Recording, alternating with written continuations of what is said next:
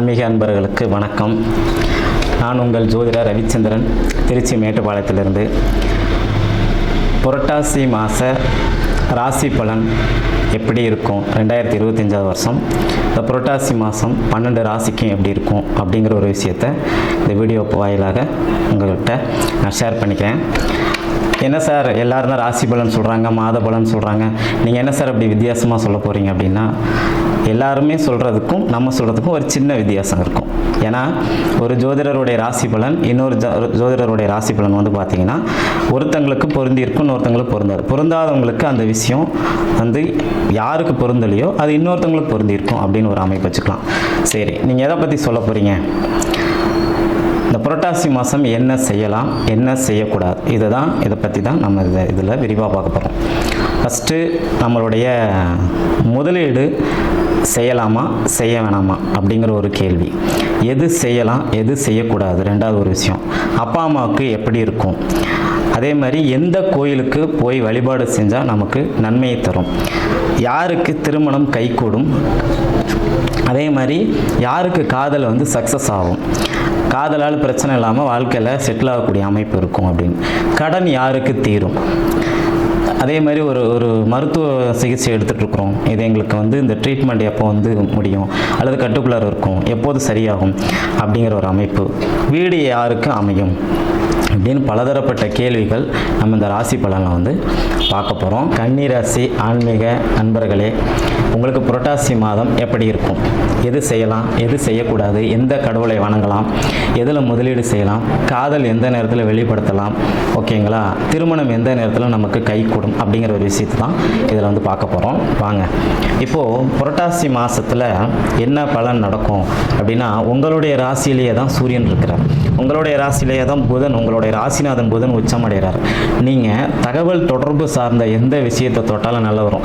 Sir நான் புரட்டாசி மாதம் பிறந்திருக்கேன் sir, கன்னி ராசி சார், நான் ஜோசியம் கற்றுக்கலாமா இருக்கிறேன்னா, இதெல்லாம் நம்மக்கிட்ட கேட்கவே வேண்டாம். நீங்கள் வந்து மீன் குஞ்சு, உங்களுக்கு நீச்சல் நாங்கள் சொல்லித்தர தேவையில்லை. உங்களுக்கு ஜோதிடம், கணிதம், ஆடிட்டிங், அக்கௌண்ட்ஸு, சரிங்களா, வரவு செலவு, அதன் பிறகு பார்த்தீங்கன்னா நம்மளுடைய தகவல் தொடர்பு, கம்ப்யூட்டர் சார்ந்த படிப்பு எடுக்கலாமா சார், கம்ப்யூட்டரால் எனக்கு ஏதாவது ஆதாயம் இருக்குமா அப்படிங்கிற ஒரு விஷயம்லாம் நீங்கள் யோசனை பண்ணிங்க. அதே மாதிரி நான் சார் ரிஜிஸ்டர் ஆஃபீஸில் ஒரு பத்திர எழுத்தராக நான் போகலாமா, பத்திரப்பதிவில் நான் வந்து ட்ரை பண்ணலாமா, வேலைக்கு தாராளமாக ட்ரை பண்ணலாம் சார், இந்த புரட்டாசி மாதம் உங்களுக்கு ரொம்ப ரொம்ப அமைப்பாக இருக்குது அப்படிங்கிற அமைப்பை சொல்லலாம். ஓகேங்களா, இதில் வந்து பார்த்திங்கன்னா தாய்க்கு வந்து பார்த்திங்கன்னா கொஞ்சம் உடல்நிலை ரீதியாக பாதிப்பு இருக்கும் சார், வயிறு அடிவயிறு சார்ந்த பிரச்சனை, இதெல்லாம் இந்த தாய்க்கு புரட்டாசி மாதத்தில் கன்னி ராசியில் பிறந்தவங்களுக்கு இருக்கும் அப்படின்னு சொல்லுவாங்க.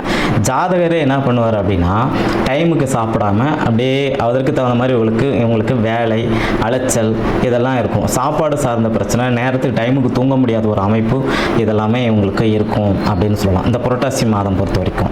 அதே மாதிரி பார்த்திங்கன்னா எது செய்யலாம் அப்படிங்கிறது நம்ம சொல்லிட்டோம். எது செய்யக்கூடாது அப்படின்னு சொல்லி பார்த்தீங்க அப்படின்னா, நல்லா கவனி, யாருக்கிட்டையும் தேவையில்லாத தர்க்கம் பண்ணக்கூடாது, சரிங்களா, எடுத்தோம் கவிழ்த்தோன்னு முடிவு எடுக்கக்கூடாது. நீங்கள் அந்த மாதிரி பண்ணும்போது கண்டிப்பாக பிரச்சனையில் சிக்கிக்குவீங்க அப்படின்னு சொல்லலாம். எந்த கோயிலுக்கு போகலாம், உங்களுக்கு எப்போவுமே திருமலையில் இருக்கக்கூடிய சீனிவாச வெங்கடேச பெருமாள் தான், திருப்பதி போயிட்டு வரலாம், அங்கே வந்து பிரம்மோற்சவம் நடக்கும், அந்த கடவுளை போய் கும்பிட்டுட்டு வந்தீங்கன்னா ரொம்ப ஒரு நல்ல அமைப்பை தரும்.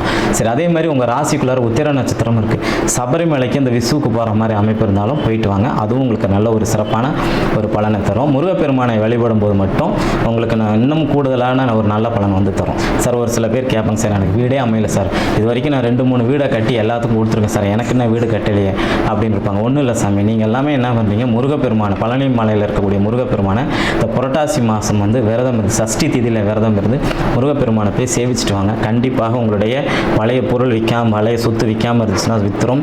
அந்த பழைய சொத்து வந்து உங்கள் பேரில் மாறாமல் இருக்குது, யாரும் கையெழுத்து போட வர மாட்டேறாங்க, அண்ணந்தம்பி பிரச்சனை அத்தைங்க பிரச்சனை இருக்குது அப்படின்னு நினைக்கிறவங்க எல்லாத்துக்குமே இந்த புரட்டாசி மாதம் கன்னிராசியில் பிறந்தவங்களுக்கு கண்டிப்பாக இதற்கான தீர்வுகள் எல்லாருக்குமே அமையும்.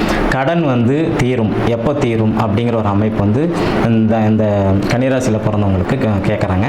புரட்டாசி மாதம் பிறந்தவங்க இவங்களுக்கு வந்து பார்த்திங்கன்னா சார் கடன், பழைய கடன் தீரும் சார், புது கடன் அப்படியே தொடரும். ஓகேங்களா.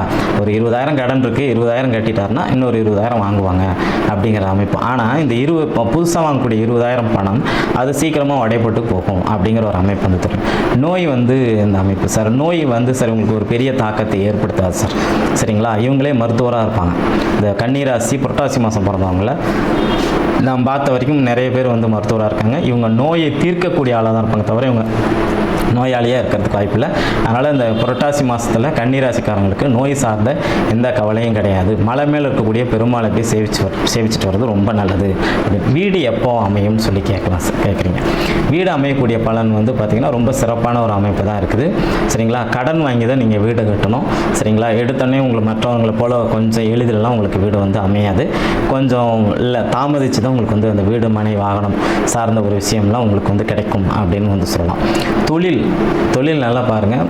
தொழில் வந்து புதனுடைய தொழில் தான், அதான் நான் முன்னாடியே சொன்னேன். பத்திரப்பதிவு, ஆடிட்டிங், அக்கௌண்ட்ஸு, வரவு செலவு, சரிங்களா. அதே மாதிரி பார்த்தீங்கன்னா இந்த கம்ப்யூட்டர், சாஃப்ட்வேர், ஹார்ட்வேர் இதை சார்ந்த பிஸ்னஸ்லாம் நீங்கள் தாராளமாக செய்யலாம். புரட்டாசி மாதத்தில் பிறந்த கன்னிராசி அத்தனை பேருக்கும் தொழில் சார்ந்த ஒரு வகையில் இந்த புரட்டாசி மாதம் அமோகமான நல்ல பலன் கண்டிப்பாக தரும் அப்படின்னு சொல்லலாம், சரிங்க சார். காதல் சார்ந்த பிரச்சனைன்னு சொல்லி, காதல் யாருக்கு சார் சக்ஸஸ் ஆகும் அப்படின்னு பார்த்தீங்கன்னா அந்த புரட்டாசி மாதம் கன்னிராசியில் பிறந்தவங்களுக்கு வந்து பார்த்திங்கன்னா ஃபஸ்ட்டு ஆரம்பத்தில் காதல் வந்து பார்த்திங்கன்னா நல்லா போயிட்டுருக்கும்.